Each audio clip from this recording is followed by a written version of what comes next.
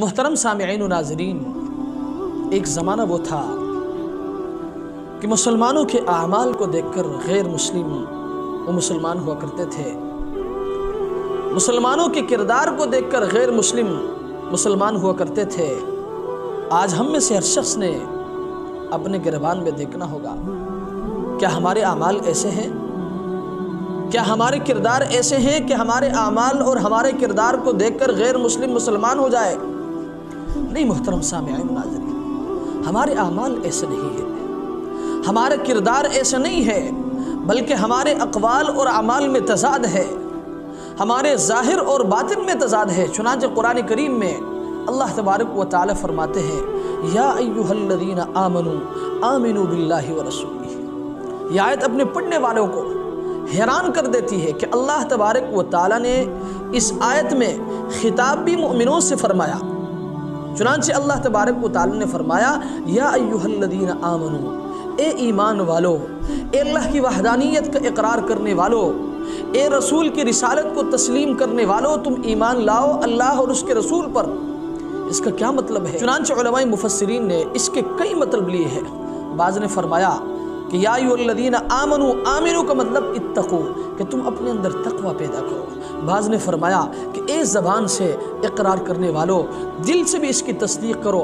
اور بعض نے فرمایا کہ تم اپنے اقوال اور اپنے اعمال کے تضاد کو ختم کرو۔ بعض نے فرمایا تم اپنے ظاہر اور باطن کے تضاد کو ختم کرو۔ اس لیے تو شاعر نے فرمایا کہ دو رنگی چھوڑ کر یک رنگ ہو جا، سراسر موم ہو یا سنگ ہو جا۔ محترم سامعین و ناظرین، ہم نے اپنے اعمال کو درست کرنا ہوگا، ہم نے اپنے کردار کو درست کرنا ہوگا۔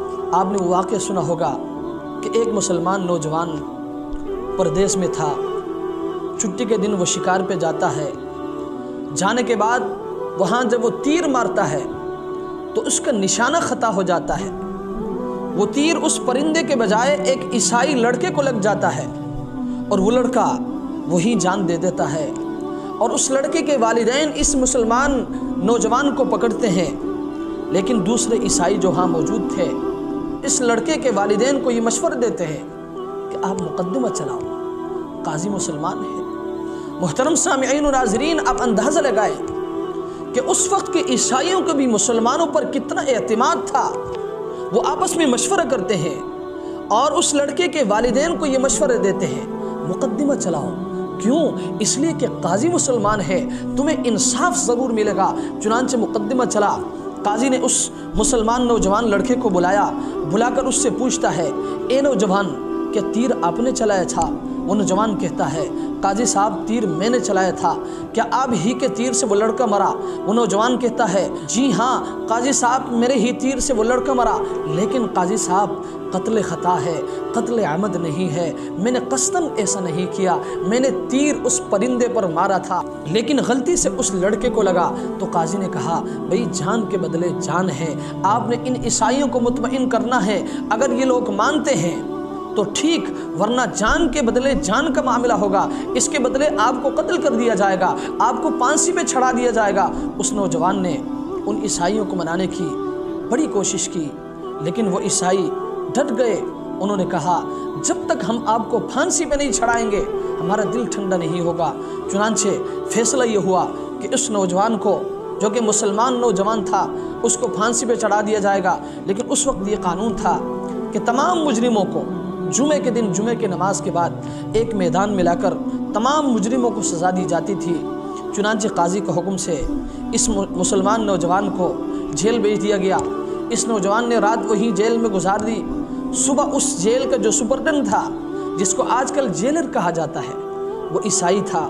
یہ نوجوان، مسلمان نوجوان، اس عیسائی جیلر کے پاس جاتا ہے اور جا کر اس سے کہتا ہے، جناب میں پردیسی ہوں، گھر میرا دور ہے، میرے چھوٹے چھوٹے بچے ہیں، لوگوں کی امانتیں ہیں میرے پاس، لوگوں کے قرض ہیں مجھ پر، میں مسلمان ہوں۔ آخر میں اس بات کو واضح کر دیتا ہے۔